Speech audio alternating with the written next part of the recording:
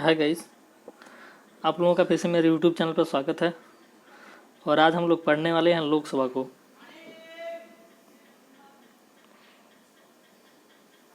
लोकसभा के बारे में हम लोग पढ़ेंगे कि लोकसभा की शक्तियाँ क्या होती हैं, लोकसभा के अध्यक्ष कौन होता है, लोकसभा के उपाध्यक्ष कौन होता है, उसकी नियुक्ति कैसे होती है, ठीक ना। तो लोकसभा के बारे में हम लोग इसमें पढ़ने वाले हैं इस वीडियो में। तो हम लोग देखेंगे कि इसमें कहा जाता है कि संसद समझते हैं ना, जो पार्लियामेंट है, संसद केंद्र सरकार का विधायी अंग होता है, यानी कि यह कानून बनाने का कार्य करता है। विधायी अंग मतलब यही होता है। केंद्र स्तर पर विधि निर्माण का कार्य संसद द्वारा किया जाता है। संविधान के भाग 5 के अंतर्गत अनुच्छेद 79 से 122 में संसद से संबंधित प्रावधान किए गए हैं। यानी कि अनुच्छेद 79 और अनुच्छेद 122 में, मतलब यहाँ से यहाँ तक संसद से संबंधित प्रावधान दिए गए हैं। संसद में हम लोग तीन चीज़ों को पढ़ते हैं कि संसद में के तीन भाग होते हैं, जैसे हम लोग पढ़ते हैं लोकसभा प्लस राज्यसभा प्लस राष्ट्रपति, यानी कि इन तीनों को मिला करके हम संसद कहते हैं। जिसमें हम देखेंगे कि अनुच्छेद 79 के अनुसार संघ के लिए एक संसद होगी।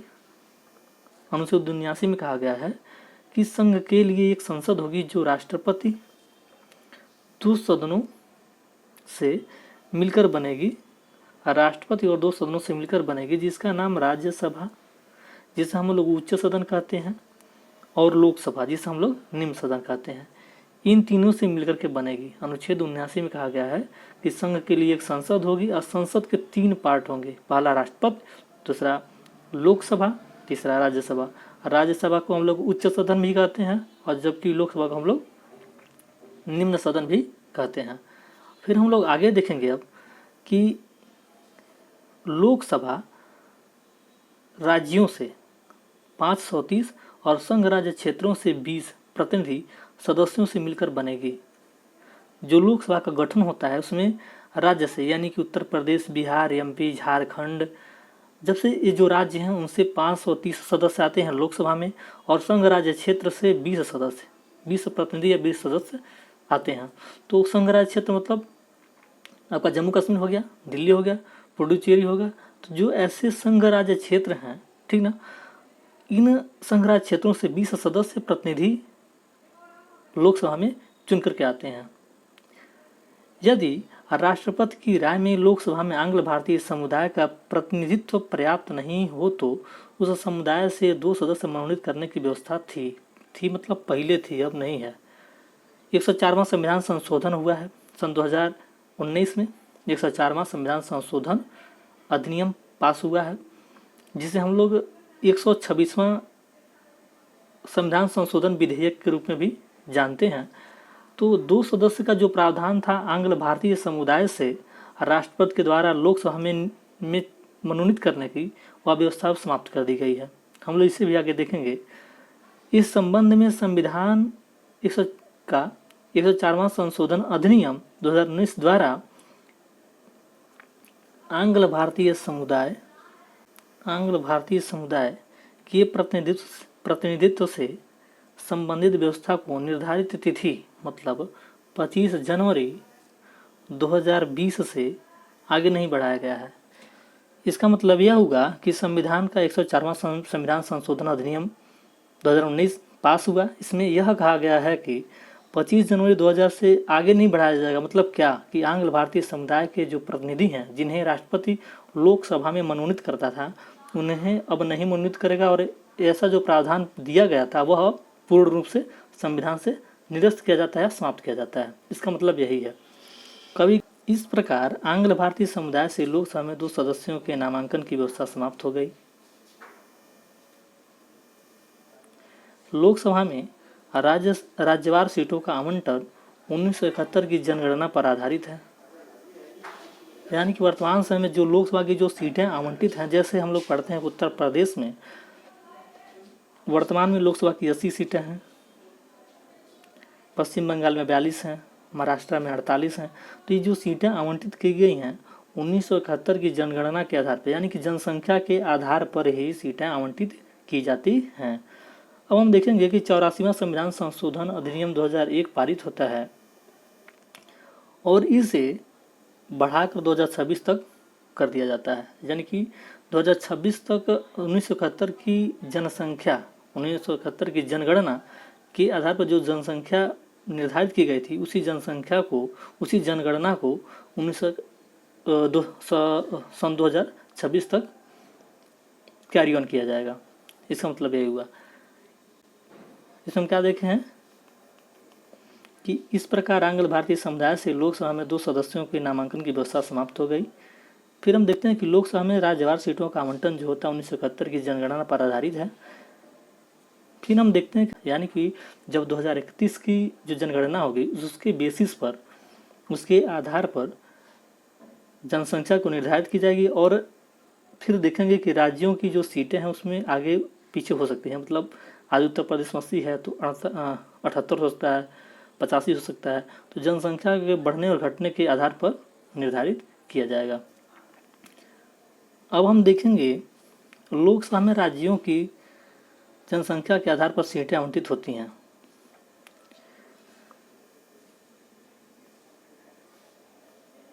लोकसभा में जो सीटें आवंटित होती हैं वह राज्यों की जनसंख्या के आधार पर आवंटित होती हैं।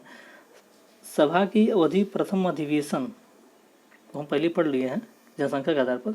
अब हम देखेंगे अधिवेशन के बारे में। एक सभा की अवधि प्रथम अधिवेशन के लिए नियत तिथि से 5 वर्ष तक होगी, यानी कि जिस तिथि से प्रथम अधिवेशन, जैसा इसका मतलब ये होगा कि अगर हम नया लोकसभा का गठन होता है और वह न्यू लोकसभा जो है, नया लोकसभा अगर किसी भी तारीख से अपना प्रथम अधिवेशन प्रारंभ करती है तो उस दिन से उसका 5 वर्ष का जो काम डाउन है वो चालू हो जाता है। हालांकि राष्ट्रपति को 5 वर्ष से पूर्व किसी भी समय लोकसभा को विघटित करने का अधिकार है आपातकाल में, ठीक ना। तो इसका मतलब ये हुआ कि राष्ट्रपति को अगर ऐसा लगता है कि मंत्रिपरिषद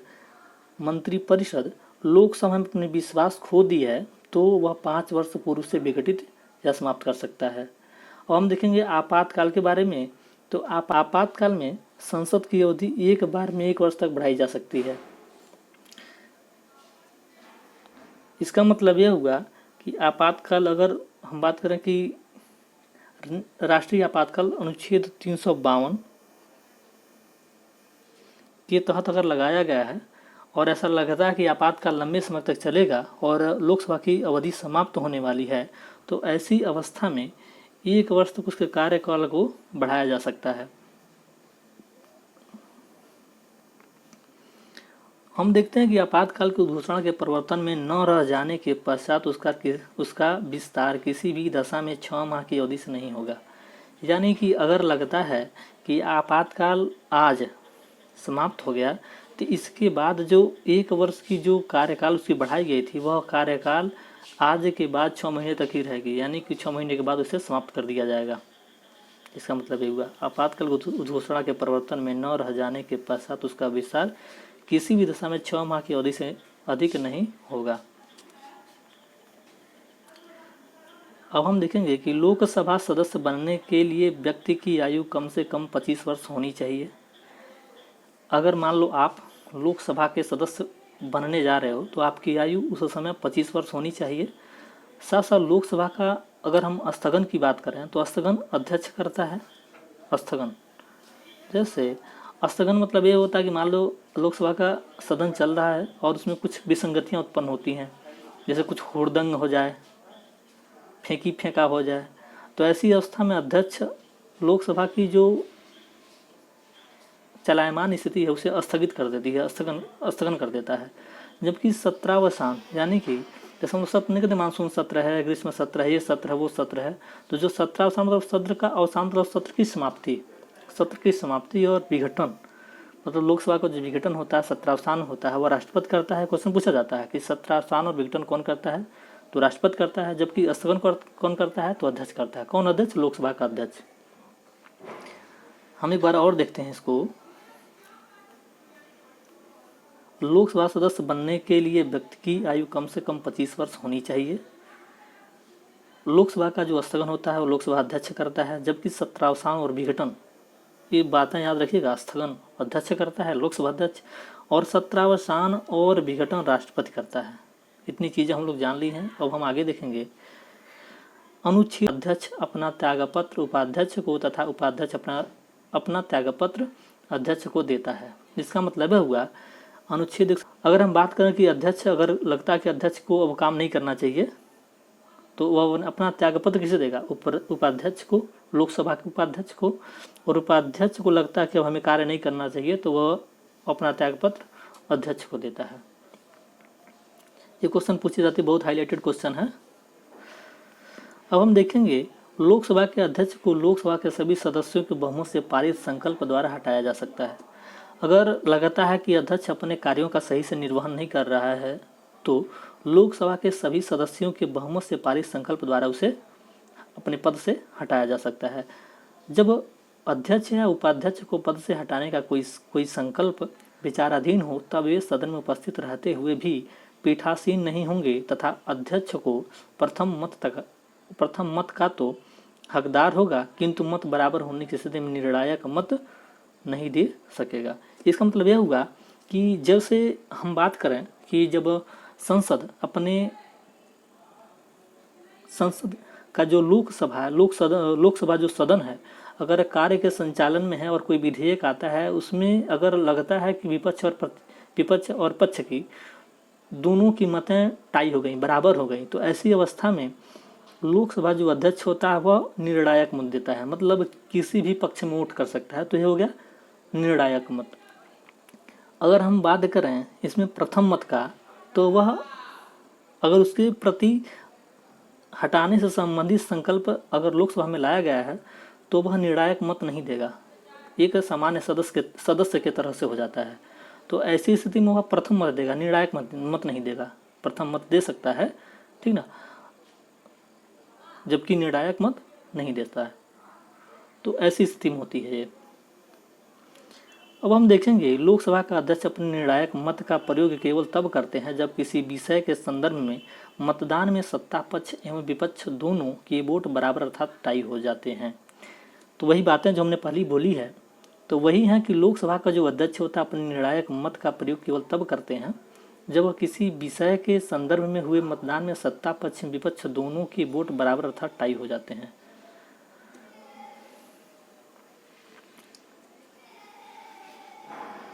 अब हम देखेंगे लोकसभा सचिवालय, प्रत्येक सदन का अपना एक सचिवालय होता है।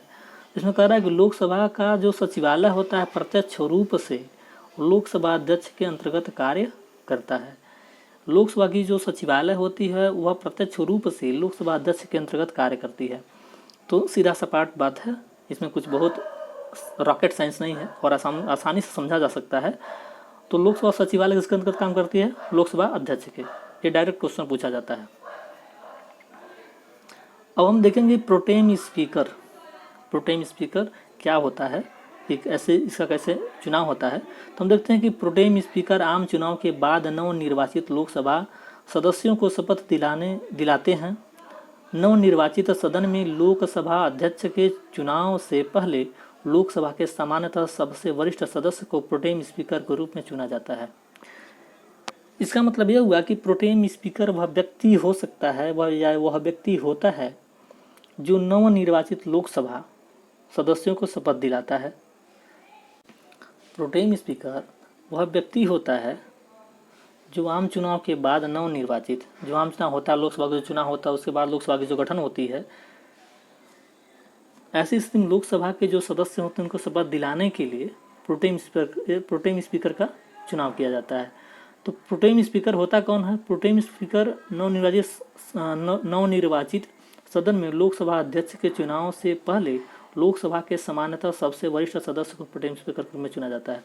जैसे अगर हम बात करें लोकसभा में 400 सदस्य चुन के आए और इन्हें शपथ दिलाना है, तो हम देखेंगे प्रोटेम स्पीकर किस व्यक्ति को बनाया जाता है। तो उसमें सबसे जो वरिष्ठ होता है, जो सबसे वरिष्ठ होता है मतलब सबसे अनुभवी होता है, उसे हम प्रोटेम स्पीकर बनाते हैं। प्रोटेम स्पीकर इसलिए बनाया जाता है ताकि जो उसके अलावा जो शेष सदस्य हैं उन सदस्यों को वह शपथ दिला सके। अब हम देखेंगे अनुच्छेद 85(1) के अनुसार लोकसभा के एक सत्र की अंतिम बैठक और आगामी सत्र की प्रथम बैठक के बीच 6 माह से अधिक का अंतर नहीं होगा।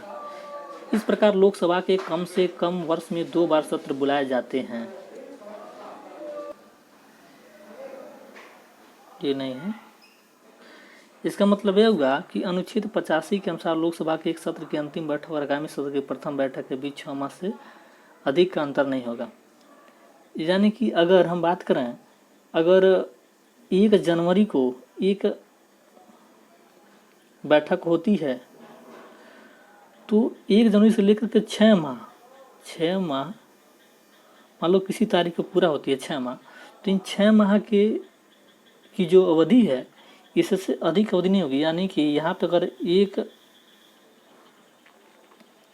सत्र आहूत होता है तो दूसरा सत्र भी 6 माह से पूर्व, यानी कि 1 दिन पूर्व, 2 दिन पूर्व, 4 दिन पूर्व, 5 दिन, 10 दिन पूर्व कभी भी आयोजित होनी चाहिए। इस प्रकार से अगर हम देखें तो एक वर्ष में 12 महीने होते हैं, तो एक वर्ष में इस प्रकार लोकसभा के कम से कम वर्ष में 2 बार सत्र बुलाया जा सकता है। इसका मतलब होगा अनुच्छेद 85 के अनुसार लोकसभा के एक सत्र की अंतिम बैठक और आगामी सत्र की प्रथम बैठक के बीच 6 माह से अधिक का अंतर नहीं होगा। इस प्रकार लोकसभा के कम से कम वर्ष में 2 बार सत्र बुलाए जाते हैं। तो वही बातें हैं कि एक वर्ष में कम से कम 2 सत्र हो सकता है और 2 सत्रों के बीच 6 महीने से अधिक के अंतर नहीं होना चाहिए। इसका मतलब यही हुआ। अब अनुच्छेद 103 के अनुसार लोकसभा या राज्यसभा का कोरम कुल सदस्य संख्या का 1/10 भाग होता है। मुख्य विपक्षी दल की मान्यता है तो भी यह सदस्य संख्या आवश्यक है। इसका मतलब यह हुआ कि अगर लोकसभा या राज्यसभा की कोरम, अगर हम गणपूर्ति की बात करें तो वह 1/10 सदस्य होने चाहिए, कम से कम 1/10 सदस्य होना चाहिए कम से कम। इसका मतलब यह हुआ कि अगर हम बात करें कि लोकसभा में 20 सदस्य हैं तो उसकी गणपूर्ति कब मानी जाएगी? 20/10, 2 सदस्य। तो 2 सदस्य अगर होते हैं प्रेजेंट टाइम में, अगर लोकसभा में रहते हैं तो मानी जाएगी कि लोकसभा की जो गणपूर्ति है, कोरम है, वो फुलफिल है। वैसे ही व्यवस्था एक विपक्षी दल की होती है। अगर विपक्षी दल चुनाव होता है लोकसभा का, अगर उसमें 1/10 सीटें हासिल नहीं कर पाती है तो उसे विपक्षी दल की मान्यता नहीं दी जा सकती है। ऐसी कुछ व्यवस्था है। तो हम लोग देते हैं मुख्य विपक्षी दल की मान्यता होती भी ये सदस्य संख्या आवश्यक है, यानी कि 1/10 सदस्य संख्या होना चाहिए। अगर हम बात करें कि लोकसभा में 50 सीटों पर चुनाव हुआ, अगर विपक्षी दल को मान्यता प्राप्त करनी है तो 50/10 यानी कि 5 सदस्य होनी चाहिए। 5 सदस्य होंगे तभी उसकी गणपूर्ति या कोरम माना जाएगा, तभी उसे विपक्षी दल की मान्यता मिलेगी। अब हम देखते हैं उत्तर प्रदेश राज्य लोकसभा में सर्वाधिक प्रतिनिधि 80 भेजता है, जो 80 है ये 80 भेजता है। इसके बाद क्रमशः महाराष्ट्र 45, पश्चिम बंगाल 42 का स्थान है। कभी कभी क्वेश्चन में पूछ लेता है कि सबसे अधिक संख्या किस राज्य से लोकसभा में भेजी जाती है, सबसे ज़्यादा प्रतिनिधि किस राज्य से लोकसभा में भेजे जाते हैं। फिर दूसरा हायरार्की के तौर 45 नहीं, यही 48 है, 48 सदस्य, 45 नहीं होगा 48 होगा। पश्चिम बंगाल 42। उत्तर प्रदेश राज्य लोकसभा में सर्वाधिक 80 प्रतिनिधि भेजता है। इसके बाद क्रमशः महाराष्ट्र 48 और पश्चिम बंगाल 42 सदस्य भेजता है। तो इतनी बातें हम लोग जान लिए हैं।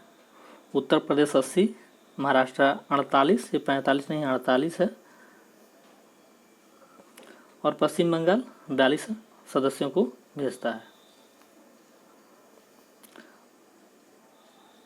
अगर हम बात करें वर्तमान समय में लोकसभा निर्वाचन क्षेत्र के लिए चुनाव व्यय की अधिकतम सीमा तो 70 लाख होती है लोकसभा के सदस्यों के लिए। जो लोकसभा का सदस्य बनने के लिए चुनाव लड़ता है वह 70 लाख रुपए अधिकतम खर्च कर सकता है। वैसे ही विधानसभा निर्वाचन क्षेत्र के लिए 28 लाख रुपए खर्च किया जाना प्रावधान किया गया है। यानी अब हम देखेंगे कि लोकसभा का प्रथम चुनाव 28 अक्टूबर। एक क्वेश्चन पूछ लिया जाता है कभी कभी लोकसभा से जब क्वेश्चन बनते हैं तो क्वेश्चन पूछ लिया जाता है ऐसे भड़काने के लिए बच्चों को। तो ये सब चीज़ें जानी चाहिए जो छोटी छोटी चीज़ें हैं। हम देखते हैं कि लोकसभा का प्रथम चुनाव 28 अक्टूबर 1951 से 21 फरवरी 1952 तक चला था। 28 फरवरी 1951 से 21 फरवरी 1952 तक चला था, यही पूछा जाता है डेट। यह चुनाव 489 सीटों के लिए, ये भी पूछा जाता है कितनी सीटों के लिए लड़ी गई थी। फिर देखते हैं कि प्रथम लोकसभा का प्रथम अधिवेशन 13 मई 1952 को हुआ था। ये पूछ लिया जाता है कि प्रथम अधिवेशन कब हुआ था। लोकसभा का प्रथम अधिवेशन 13 मई 1952 को हुआ था। फिर हम देखते हैं 15 मई 1952 को गणेश वासुदेव मावलंकर 15 मई 2 दिन बाद 15 मई 1952 को गणेश वासुदेव मावलंकर लोकसभा के प्रथम अध्यक्ष बनते हैं तथा 27 फरवरी 1956 तक मृत्यु तक, यानी कि इनकी फरवरी 27 फरवरी 1956 को होती है, मृत्यु तक इस पद पर बने रहते हैं। यानी कि लोकसभा के प्रथम अध्यक्ष कौन है, जीवी मावलंकर या गणेश वासुदेव मावलंकर। ये कब तक अपने पद पर रहते हैं, 27 फरवरी 1956 तक। लोकसभा की प्रथम जो चुनाव होता है 489 सीटों के लिए होता है। साथ प्रथम अधिवेशन 13 मई 1952 को होता है। तो ये जो चीज़ें हैं ये सब चीज़ें जानने योग्य हैं। तो इन्हीं चीज़ों को जानना है जो एग्जाम के पॉइंट ऑफ व्यू से काफ़ी महत्वपूर्ण होती हैं। अब हम देखेंगे कि पहली लोकसभा के शेष कार्यकाल के लिए एम अनंत शयनम, ये नाम थोड़ा अटपटा है, एम अनंत शयनम अयंगर लोकसभा अध्यक्ष बने। जब जीवी मावलंकर की मृत्यु हो गई तो उनका जो कार्यकाल बचा था उस कार्यकाल में एम अनंत शयनम अयंगर लोकसभा अध्यक्ष बनाए गए। फिर हम देखते हैं कि वर्ष 1954 में जीवी कृपलानी सहित पीछे जाके वर्ष 1954 में जीवी कृपलानी सहित विपक्ष के कई सांसदों द्वारा लोकसभा के प्रथम अध्यक्ष यानी कि जीवी मावलंकर के विरुद्ध अविश्वास प्रस्ताव लाया गया था। अविश्वास प्रस्ताव 21 सांसदों द्वारा कौन लाया था, जीवी मावलंकर के द्वारा, जीवी कृपलानी के द्वारा। विपक्ष के 21 सांसदों द्वारा लोकसभा के प्रथम अध्यक्ष जीवी मावलंकर के विरुद्ध अविश्वास प्रस्ताव लाया गया था जिसे लोकसभा द्वारा अस्वीकार कर दिया गया था। लोकसभा यानी कि उस अविश्वास प्रस्ताव को अस्वीकार कर दिया गया। फिर हम देखते हैं कि लोकसभा की प्रथम महिला अध्यक्ष मीरा कुमार थी। यह भी पूछता कि प्रथम महिला अध्यक्ष लोकसभा की कौन थी, तो मीरा कुमार थी। वर्तमान में लोकसभा अध्यक्ष कौन है आप लोग जानते होंगे, शायद ओम बिरला हैं। तो जहाँ तक मैं समझ पा रहा हूँ हम लोग लोकसभा को पूरी तरह से कंप्लीट कर लिए हैं। लोकसभा के शक्तियों के बारे में हम लोग जाने हैं, लोकसभा के अध्यक्ष उपाध्यक्ष के बारे में जाने हैं, लोकसभा के स्थगन सत्र अवसान विघटन के बारे में जाने हैं। तो लोकसभा से जो क्वेश्चन अधिकांशतः टाइम जो बनते हैं एग्जाम में उन्हें हम लोगों ने कवर कर लिया है। तो हम लोग यहीं पे वीडियो को विराम देते हैं और अगर आपको वीडियो पसंद आता है तो वीडियो को लाइक कीजिए, शेयर कीजिए, सब्सक्राइब कीजिए। धन्यवाद।